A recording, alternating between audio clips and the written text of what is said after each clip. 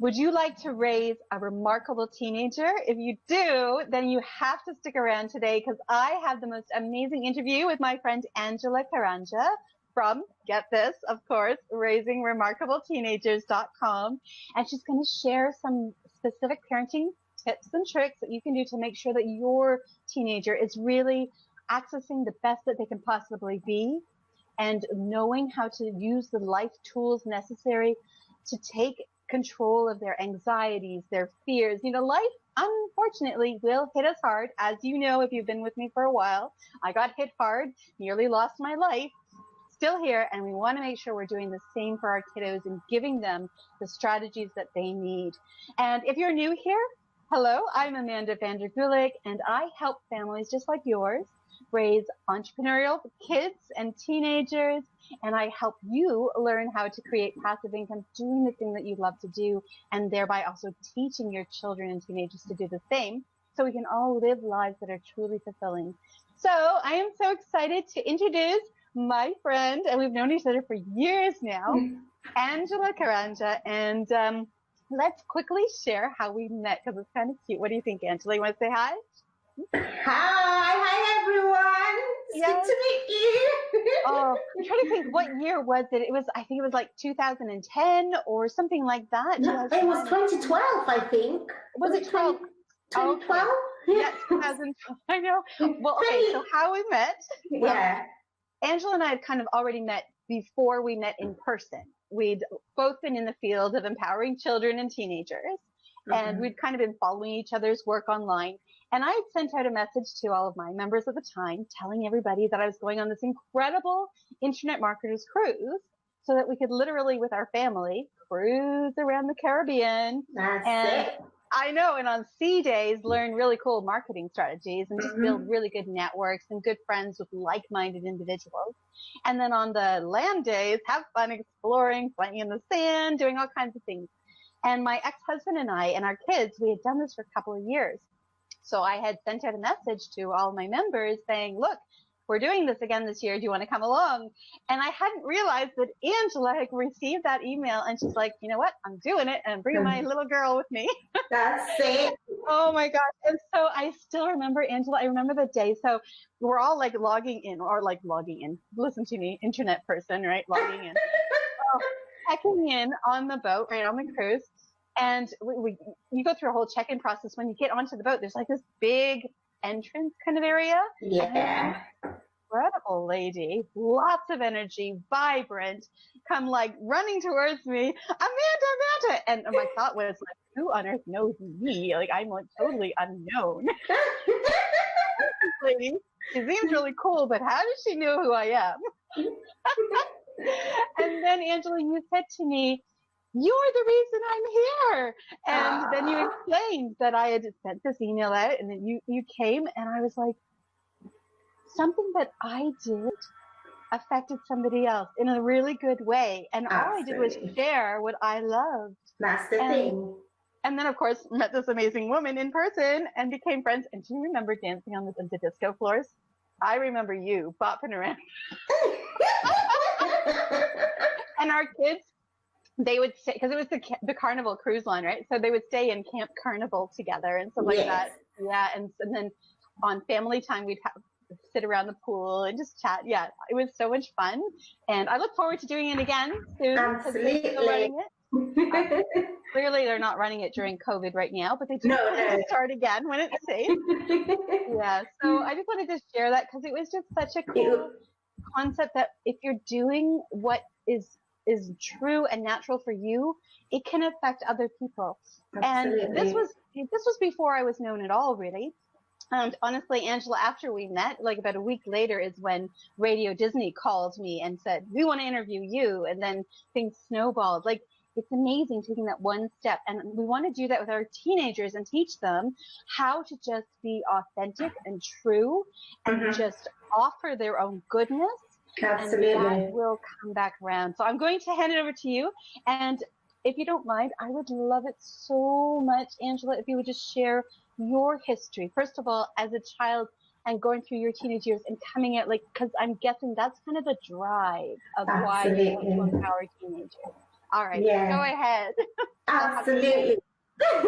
Thank you so much, Amanda. I am actually so excited and so grateful that you have asked me to come and have this chat with you. Of course, we've had these chats over and over before, and I have shared about my childhood. I was born in Kenya, and it was a very impoverished upbringing, completely impoverished.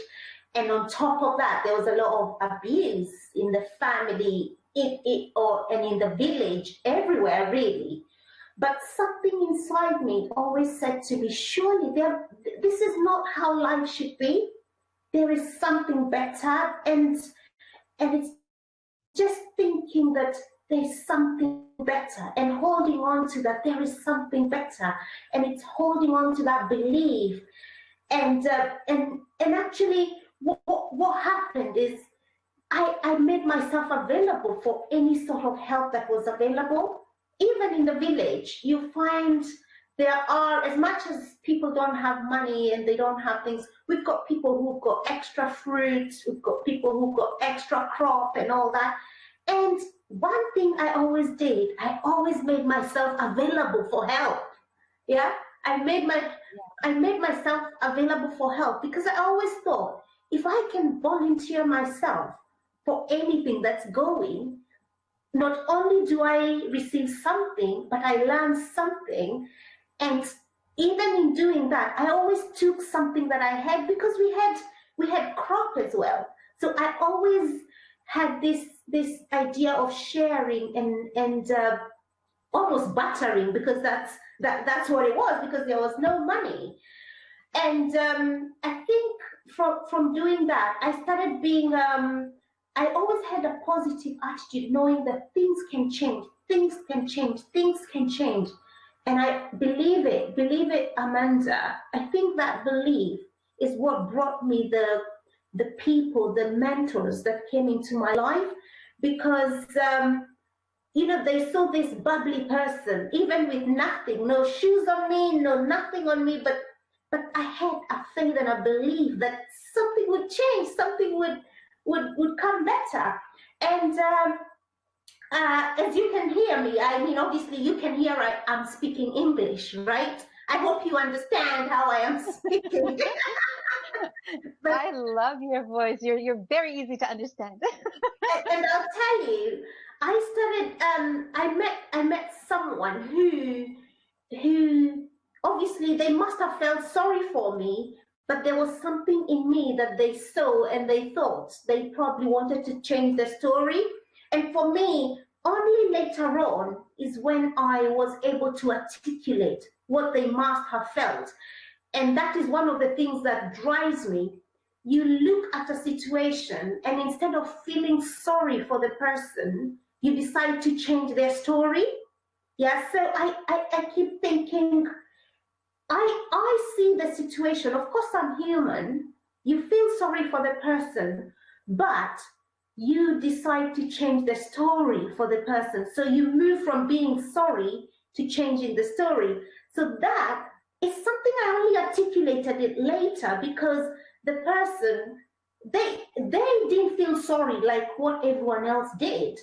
They came into my life, and they started saying to me, yes, it's true, things can change. You can go to school, and if you go to school, this is what's going to happen, and these are the prospects. And I started believing even more. And then something interesting happened. The person bought for us a little radio, right? A little radio for the family. And obviously in the village, we spoke the dialect, the dialect from I'm from a tribe called Kikuyu. So we spoke that language, and that was my first language. But then I started listening to BBC radio, and there was something. Do you know, Amanda, there was something I used to think, wow, I like the way that person talks. I would like to speak like them, you know? Oh, yep, I agree. And do you know what? I started almost copying how they were speaking. Obviously, I didn't know that I was I was learning dialect, I was learning diction, I was learning pronunciation. I didn't know what I was doing at that time. But obviously later on is when I realized this is what was happening, and I was picking it up. I was doing that enunciation, and I was, just copying, and I would stop the radio and try and say the sentences exactly as they had said it. And then I started recording myself, and I would feel so proud of myself. I love it. It was crazy. And then when I went to school, and the teacher, obviously they taught us English, and the teacher would listen to how I was speaking, and they would ask me where I have learned this. And again, I didn't have sometimes as a child, you don't have the language to explain what you've done. So they would start thinking I'm special. You are special. So they would start thinking I'm special. And I think that kind of affirmation also helped me with my self-esteem. And as much as we didn't have much, in fact, some of the times we went without, you really didn't know where the next meal was coming from. So it was that bad. And all of us were in the same situation. But because of having those mentors in my life, I started believing that things can get better. And then because I was trying my best to better my life, they decided to support me. And as they supported me, I was able to go to school. I was able to go to high school. In fact, I'll tell you the reason I chose the school I went to high school, right? I found out that in that high school, I would be in boarding school, and in that school, we would have 3 meals a day, and I knew that we would wear shoes, we would wear nice uniform, nice clothes, not one for all week, as in I would be able to change. And it's just there's something, I think there's a life inside of us that wants us to excel. So I was feeling, if I go to that school, that's what's going to happen to me. Amanda, I worked my butt out. Sorry. That's okay. You can chop that bit. I worked so hard, to do my very best so I could go to school. So can you see my motivation was I was going to do anything, whatever it takes for me to have that better life. And it did. And and for me, I think that's where this wanting to inspire young people came from there, knowing that you can actually change situations, you can actually change, because all of us were in the same situation. There was no one better than the other. Most of us went to school hungry. We had no shoes, we had no proper clothing. But there was something inside of me that was stirred, it was stirred, and then someone started feeding it. And it's the belief, that believing in the person and actually helping them to believe that they can do this. You can overcome these circumstances. And that is what made me want to work with young people and actually tell them that you can do this. This is possible. It doesn't matter what you've been through. You can do this. You can, just inspiring them and motivating them and giving them the skills to be resilient, And that's when I talk about, you talked about raising remarkable teenagers. And obviously later on in life, when I started doing raising remarkable teenagers, as a researcher, I have been able to identify those which I call the 5 habits of highly effective teenagers. Oh, and do you mind sharing? I know. So Angela is actually putting on a masterclass really soon, And I'm going to give you a link for that. Actually, I'll pop it on the screen so you guys can head on over there. But after we finish listening to Angela, and do you mind? I know you go into that in depth in the masterclass, but could you give us a little tidbit, because that would be so nice. Absolutely. Yeah.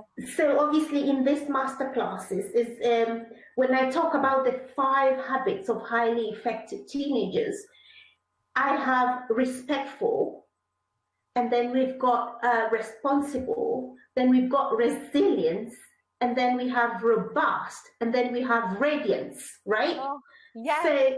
So after just, when you look around and see these truly are the habits, this is what we want. Because think about someone who is respectful. They do respect themselves and they are able to respect other people. That is the person that you want your young person to be, isn't it? Well, like right now, as a teenager, I would have found it very difficult to do this interview. First of all, obviously, speaking in public is not one of the skills that most teenagers feel comfortable with right away. Mm-hmm. But because, as you know, Angela, and as my fans here know, but anybody new here, I'm a lung patient, so I have to breathe through my salt inhaler to help remove the mucus. I know it's lovely, or else I will literally pass out if I don't. But as a teenager, you're so self-conscious. Yeah. And people would be like, "Oh, it must be like I'm defective. Something's wrong with me." Or they'd be like, "Oh, what's she smoking?" Right? Mm-hmm, mm-hmm, mm-hmm. And so what you're saying about, first of all, resilient, but that, having that ability to take care of yourself and make yourself matter. Absolutely. I know I need this in order to, stay alive, to keep doing things. Mm-hmm. And so what you're teaching is the skills of how to get comfortable enough to be on camera doing an interview and breathing through a strange looking tube, that kind of thing, doing what you need to do to be your best you. Absolutely. You also mention 3 M's, and I'm really curious. Yes, I'd love to get to that maybe in just a second, because I have another question. You talk about becoming a transformational parent instead of a transactional. Was that the right one? Absolutely. Yeah, I'd love for you to share what that difference is. Because, I'd really love just to know more about the nuggets of what makes a transformational parent that then helps create these resilient and these robust teenagers. Absolutely. Actually, saying that, for all your viewers, Amanda, I'm going to give you that. It's a beautiful leaflet, something that you can quickly refer to, and it's got transformational parent and transactional parent on one side, right? Okay. Yeah. Would you like me to do it now, or when would you like me to do it? No, that sounds wonderful. Go ahead. Yeah, so shall I'll have to download it though.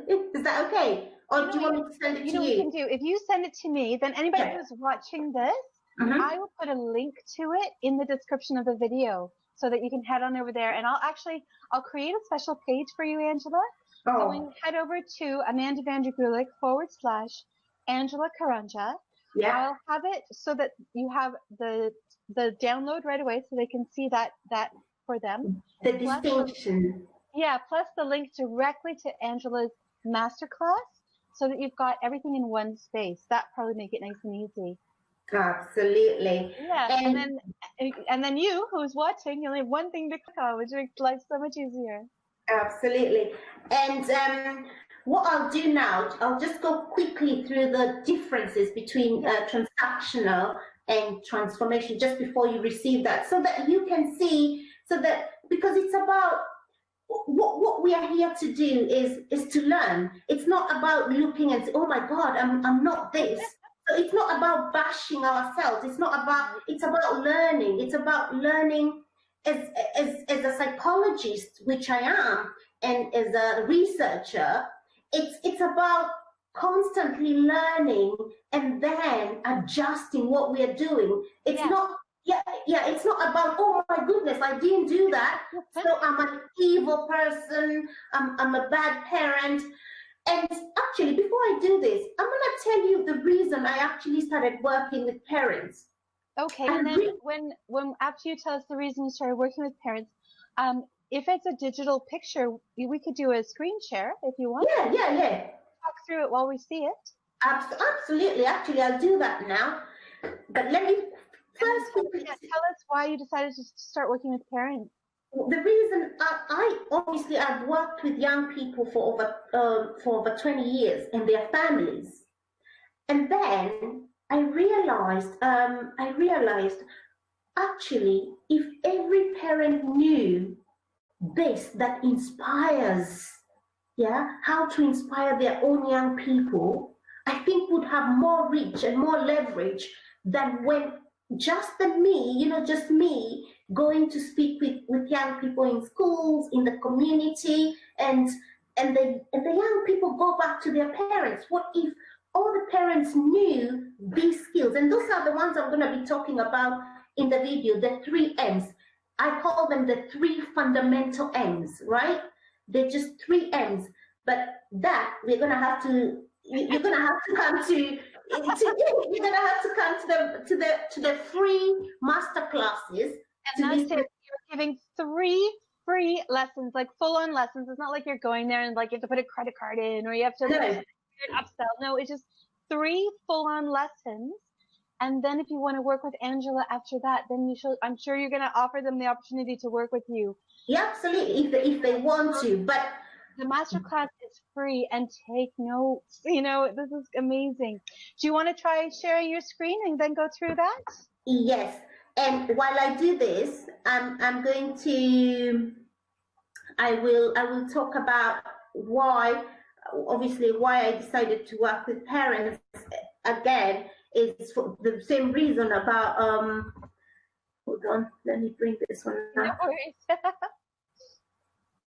Yeah, it's that, because if every parent knew and had these skills, right? Just imagine how the impact we would make in our own children, in our own young people, right? And that's really the main reason. And then also, I spoke to my mom a couple of years ago because, to be honest, I always felt, oh, why didn't you do better? Why didn't you do this? And, so I had, I would say a woman-to-woman chat this time.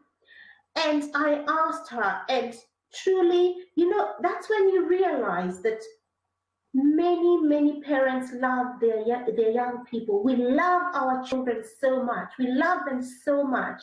But unfortunately, sometimes we just haven't got the right skills. Yeah. And it's because no one taught us these skills, right? It's not that they're doing the best they are. They're doing the best at the time that they could with what they had, and you're giving them more tools so they feel more confident. And because we stress so much as parents, we beat ourselves up, right? Thinking, oh, I'm not raising them right. I'm not doing the best I can. But you are doing the best you can. And the fact that you're here listening to Angela, you're doing the best you can. Like, this is amazing.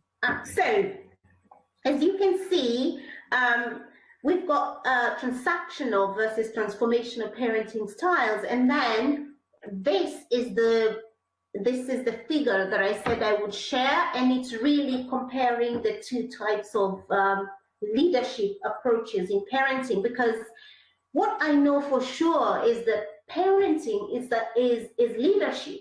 When you think about parenting, you are actually a leader, because when we want our kids to do certain things, we want our teenagers to do certain things. And for them to do that, we need to be able to influence them. And that's what leadership is.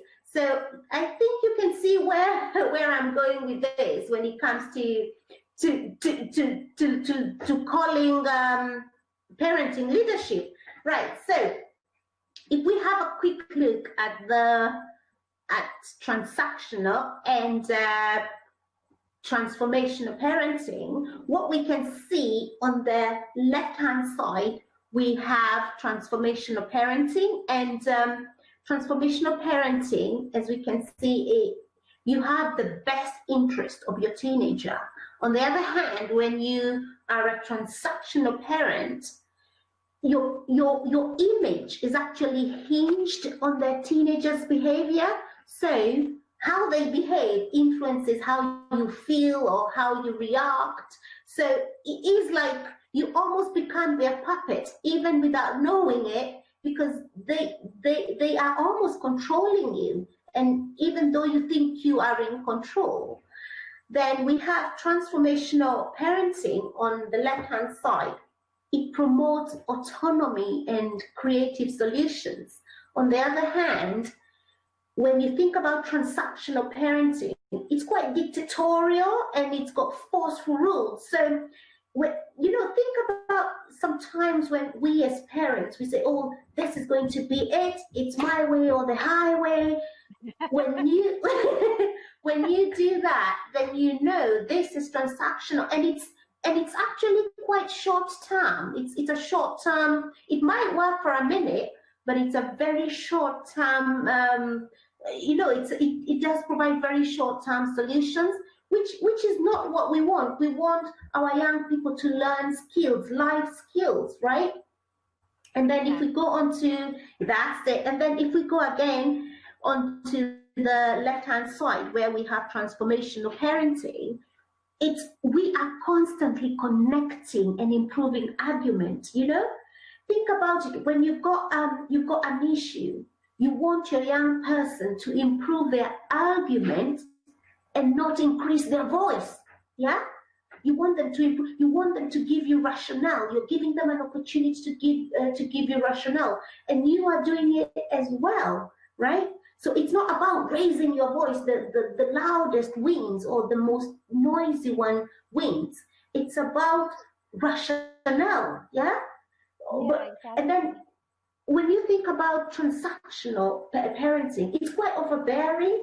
And again, as I said earlier about the rules, because the rules are rigid and there is punishment involved, because if you don't do what I want, you get punished, right? You get punished. And what we know as psychologists is that punishment does not work. What works is effective consequences. And obviously that is something we are going to talk about later. And we have systems that cover how to formulate effective consequences. And these consequences that are empowering, consequences that empower the young person and they help them develop those life skills, right? So if we go again to transformational parenting, we have, it's inspiring and it allows negotiations, yeah? So there's open communication, there's open communication. You're allowing them to express themselves. You're allowing them to safely air their views, safely suggest what they think, even safely refuse to accept what you're telling them, right? Right. Yeah. That's it. Very empowering. I've been heard. Yeah. Absolutely. And on the other hand, when you have a transactional parenting, it's quite constricting and it's stagnant, right? So if I think, Amanda, you're going to send your lovely viewers this. We're going to share it. It's just a quick, it's just a quick something that you can refer to and just reflect and ask yourself, how am I faring? How am I doing, right? So, because if you think about parenting, what I say to parents on a regular basis is, we give life to these young people, and our job should be constantly allowing that life to flow, And the one question I ask and encourage parents to ask themselves is, are you a conduit of life, or are you a constrictor of life, right? Right, so and that's a hard question, but it's such a good one to look at, and not to judge yourself if you've been constricting. You probably didn't even know it. You probably picked up these habits from your environment, society, your parents, your grandparents, right? Absolutely. And the key is recognizing and then learning, and you're gonna do it again, but noticing and honoring yourself that you notice, and then keep moving forward.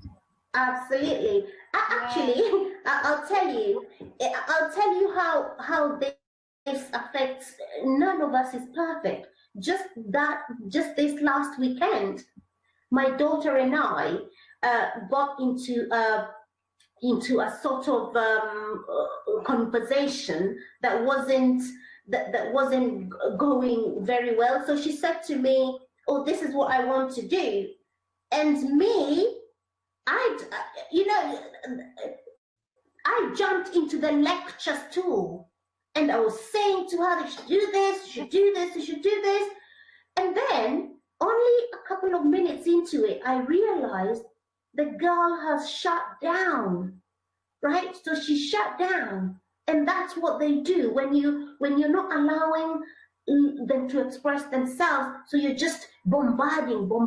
Yes, we might have useful information, but we need to allow them to express themselves, yeah, and actually listen. So later on, when I reflected, I thought, wait a minute, I didn't do what I teach, actually. You're human. I am human. Perfect. It's so perfect because that's what makes you so relatable. Is that like 99% of the time you got it, and 1% of the time you're reminded that you got it. Absolutely. So, and then I'll tell you the interesting thing that happened. I went back to her and I said to her, Dee, I am so sorry that when we had that conversation earlier, all I did was talk. In fact, I talked at you. I am so sorry about that. And do you know what happened when I apologized? When I apologized, it's like, it's like something opened in her. And then she started telling me these things. She started telling me everything she wanted to tell me. And we had such deep conversation. And you know why? Because I listened and leaned in, right? Which is something you leaned vulnerable. in. Yeah. Absolutely. I leaned in, I listened. And the reason I'm saying this is just to remind everyone that we all fall short, right? We may know the information, but we all fall short at one point or another. But the most important thing is to get up and keep going, right? When we fall, don't sit there and beat yourself up and think how awful I am. Just get up. And one thing that really works with our young people is to apologize, right? And making amends, right? Just apologize, because it makes you vulnerable, it makes you relatable, it makes you feel less of a threat to them, right? So it's very, and most parents, they find it hard to apologize to their young people, but it's something I have seen, and it works they let down the guard. Because I have worked with teenagers, you can imagine some of the teenagers are giant size, and I'm only quite little, yeah? But I tell you something, yeah? Yeah. Once you acknowledge that you have fallen short, and then you apologize, they let the guard down. Yeah, they're not right. Absolutely. Yeah. They feel respected. They feel like you've respected them in a way that they need to be respected, which is very, very life-giving. Yeah. Yeah. And so then they yeah. you, and then they respect you for respecting them. Like it's absolutely. Yeah. And they respect you as well. So which is something that is amazing. And when you have that kind of rapport with them, you get to hear very deep desires, you hear their deep, you hear their deep dreams, they tell you their deep desires, and as you listen, you can inspire them, you can now say to them, yeah, it is possible, because you've had that connection with them, right? But we have to work on ourselves so that we can establish that connection, right? Yeah. So learning about ourselves, and that's part of what you do too, isn't it? Yes, and that's is that the 3 M's? Is that yes, the 3 M's, right? I'm so tempted to say it. but a little How about just a little hint without giving it away? Right, the three M's.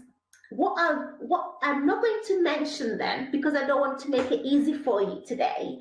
We But have to have something to look I forward to. know we have to have something to look forward to. Yeah. But it's about instilling that belief in them. It's about instigating, those dreams, and it's about inspiring the life and the energy from within. So if you think about yourself having those three M's the three M's that can do that. Actually, you know what I'm going to do? I'm going to say just one because the first one, yeah, I wasn't going to say it, but the first M is being a model, right? It's being a model, and we're going to leave it at that because I think once I start going, I will. That's very, very generous. 1 out of 3 ain't bad. And yeah, and to be honest, when I was thinking of M's and parenting and empowering, role modeling, that makes total sense, right? Absolutely, modeling is one. Even in psychology, we know that being a model, being a model, and that's why, and it doesn't mean that you have to be exactly what they want to be. A model is someone they can actually aspire to be. And I'll tell you something, it's not about how you look, it's not about how you do things. There's an energy in it, and that's the one, and that's what that's why sometimes we wonder, why is my teenager so fixated on that person? I don't see what they've got. But what they have, what that person has, is that ability to inspire them, right? That person that we think is the unlikely one, they have that ability to let your teenager know, actually, you can take risks. And teenagers like to take risks, right? So that person is inspiring them to take risks, to be themselves. Yeah, they want to become, to bring out that life. And that's what that person that we think, oh, why are they a model? Why are they a model? And that's the reason they are attracted to them, and that's why they are influenced by them, right? We're gonna leave that three M's here. All right. Again, simply head over to amandavandergulik.com/Angela Karanja. I'll put this video on that page. I'll put a link to, maybe you'll give me just that piece and I can actually pop it right there for them to see the differences. And then a link directly to the masterclass so that you guys can learn the 3 M's and all the other amazing things. Oh, thank you so much for sharing all that. If there was one last lesson that you'd like to leave everybody with here today, or maybe one first step, one little thing that they could do today with their teenager, just to kind of test the waters. What I would say is that, again, this is from another different lesson that we call peace, right? It's being present and praise, right? Being there, being available, and your young person knowing that they can trust in you, they can trust in your support. They know that you believe in them no matter what, right? And that doesn't mean we're going to excuse their bad behavior. That's not what it means. It means that they can trust you to support them in whatever they choose to be. They know that you are an empowering parent. They know that you know that almost you will understand. Obviously, no one can understand the other person completely, but they know that I can count on this parent. I can count on this person. And you want to be that person. As a parent, you want to be that person that your young person can come to, when they're confused, right, about anything. Because remember, in teenage years, there's so much brain activity happening. There's so much brain changes. And in those brain changes, when it changes like that, the behavior is changing as well. And sometimes they don't even understand it themselves. So you want to be a refuge, right? You want to be a rescue, and that's what I call being present. You are present for them to come and cry. You are present for them to come and speak to you what you would think is nonsense. You are present for them to come and offload, right? And I think earlier, before we started this, we spoke about young people having mental health problems sometimes. Sometimes it's because they bottle up so much. They feel they've got no one to tell. No one understands. But if you become that parent who is present, yeah, and present doesn't mean you've got solutions for them. It could be just someone, they can come and cry on your shoulder, no big deal, right? They can come and be vulnerable to you, no big deal. They know you are present, right? That's the first P. The next one is praise, right? And I talk about praising and affirming your young person. It's a very strange thing, Amanda, when you think about it. You know, when our little kids, they were young, we said to them, well done, you've done this, well done, you. And, it helps build self-esteem. I don't know what happens to us when they become teenagers and we stop, right? And they do sometimes feel embarrassed when you say it that way to them. We can't just go and say, oh, you look gorgeous in front of their friends. You don't do that. What we do is look for opportunities. Like, for example, if they do something, just mention it. You don't have to stand there and so that they are feeling uncomfortable and embarrassed. Just mention it. For example, you can say, oh, I noticed I noticed you open your shutters or your windows today. That is so good of you, and then just move away. Don't wait for them to feel embarrassed or to tell you thank you. No, none of that. You don't have to get something back. Remember, we are giving, we are praising, right? And then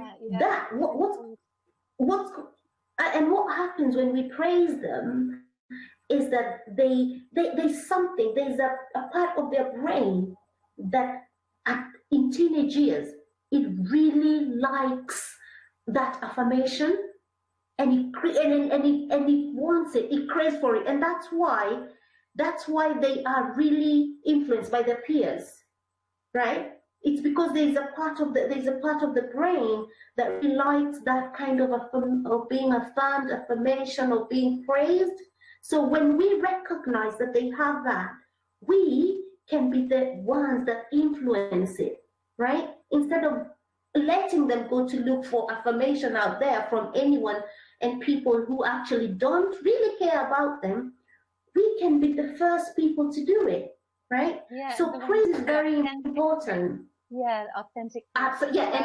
Yeah, I like that. That's really and I like what you said about authentic praise, because also they know when you're being phony. They know when you're not being true.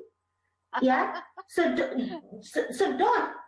be a phony. Don't lie to them, because they know, right? So and that's why I said it's about those quick, a quick praise and move away, right? Exactly. So you're not waiting for and then carry on. Oh no, I just wanted to touch on, because you mentioned how we were, before we started this call, we were talking about how some deep issues have affected us personally, and based on mental health, and that these tactics can help open up our kids to us. I really appreciate that you're doing this. It means so much. And I know that you come so deeply from your heart, and that you noticed when you were little, you noticed, hey, when people made me feel valued, that made a big change in me. That made me more determined to do something. And then you noticed that, and then you actually created a way for other parents to learn how to do that. At some level we have it and it gets pushed down, and you were able to open up to that ability. Thank you so much for taking the time to share this with us. And I can't wait for everybody to head on over to the masterclass because I know you go much deeper. And of course, I'm dying to know the other two M's. and, and I know you're going to give us way more about the modeling. So yeah. Absolutely. And just before I go, I want to just say that you really want to be there because these masterclasses are for you if you want to really raise highly effective teenagers, right? And if you want yourself to have a more fulfilled journey as a parent, right? And also if you want to have a peaceful home, right? That's a very good point. Absolutely.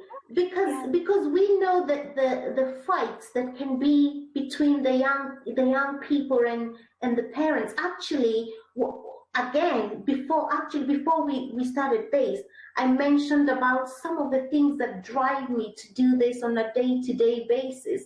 When parents tell me about their violent kids and how the kids are being nasty to them, and you know, and we know this, you know, it's called child parent abuse. It's very prevalent, but it's very underreported, right? But we as parents can change this when we acquire those three ends, right? When we acquire those three fundamental ends, we can influence them in a very, very deep way, in very, very deep levels, so that they don't have to engage in such unsafe behavior, right? So I'm excited and I'm looking forward to doing this with you, and I'm looking forward to delivering these masterclasses. And as Amanda said, there's going to be 3 free sessions, right? Yes. Yeah. Pure content. So bring your notepad. Yes. And bring a much larger one than this little guy.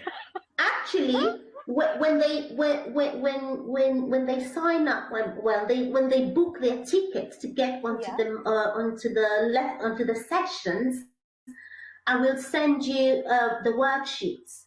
Oh, wonderful. We'll send you we'll send you the worksheets so you know what we're recording, what notes you're writing, so you have a clear flow of what we are and following, and you have a clear flow and following, and you know it becomes clear for you, and it's steps, and it's, you know, these ideas, they're so simple, right? If we can do that, and I'm just saying, you know, the other day in England, we had a young person. It really saddened me. Oh, yeah. A young person that shot. It was a 15-year-old boy that shot another young person, and it really saddened me because, you know, sometimes we think these bad kids come from bad families. No, they don't. That was a very good place, good background, good, you know, good everything. And when you hear such stories, I wonder, the parent, if I as the parent, if this young person had been given that safe place, as Amanda, you said, a safe place, because by the time they do that, they probably have thought about it, they've got the gun, because as you know, in England, we're not allowed to have guns, right? So for them, yes, so for them to actually go through that, it's quite premeditated, so you can see all that. So if you think, had they had a safe place, yeah, had they had a safe place to offload, this would not have happened, right? And that is what we want to be for our young people, right? One thing that makes me laugh is some of the kids I have worked with, and I help them change the way they think, and they're like, oh, I'd like you to be my mom, and I'm thinking, oh, wait a minute, what I would like,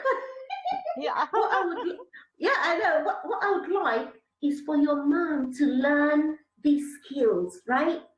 Yeah, because I'm not any special. I'm not any special person. anyone you can are learn. special, but I know what you mean. You are very special. But no, I totally know what you mean, that it's about, so that they're feeling like they're getting what they need from you. And Yes, you're trying to, and you're helping the parents get to that same place, because your absolutely. desire is for them to Yes, have that for them, connection with their for them parents. to have Yeah. that connection, Yeah. because again, you know, as research continues to show us, parents still have the biggest influence on their young people, right? So we can be an influence for good. We can take our position, honestly, we can take our position and revolutionize the whole thing for good. This is how we change the world, right? This is how we change the world. Mother Teresa said on one of her quotes, she said, if you want to bring on world peace, if you want to change the world, go home and love your family. That's what she Yeah. said. So, Well, that's a perfect way for us to move forward and, you know, go and sign up for this master class first, and then go home and love your family. absolutely, yeah. And Then you're going to get the tools that Angela's going to be able to share with you, and the other two M's, to give you that foundation to feel confident, because you are doing the best you can do. And there is more, because you have all the pieces. I remember when my daughter went to the eye doctor, her one eye wasn't working. They did the tests. All the pieces were there. It wasn't connecting with the brain. And so it's like, you as a parent, you have all the pieces, and Angela, she's going to help connect them together. woohoo! Yeah. Thank you so much for sharing your time with us today. Head on over to Amanda Vandergulik / Angela Karanja. You can see it on the screen here, how to spell that. Both of our names. Absolutely. And I will get Angela to send me that image so we can put it on there for you. And And then there's going to be a link straight away to head over to Angela's site where you can sign in. And again, all you need is your email, so she knows where to send you the different sessions. And just like any good company, if you don't find the emails are relevant to you, you can always unsubscribe. So just let her know where to send them. Watch the free masterclass. And then at the end of the masterclass, go and share what you've learned, use it with your family, and then check out what Angela's offering, because, you know, there is something very special to be said about having a coach in your corner. absolutely, So, yeah, absolutely. amazing. And I can't wait for us to go on the next cruise together. And our kids are way, way bigger than they were then. So. Oh, brilliant. Thank you so much, Amanda, for this. Sweet. I am so grateful. Oh, me too. Thank you. All right. All right. You are incredible. Amazing. Thank you so much. Thank you so much. What are the dates for the masterclass? So it's already running now? Oh my God, we forgot to say that. No, that's okay. Oh, thank you so much. Thank you so much. Thank you so much, my darling. Oh, you're very welcome. Love you. Bye. Good night. Thank you. Have a good rest of the day. Bye. Thank you. Bye.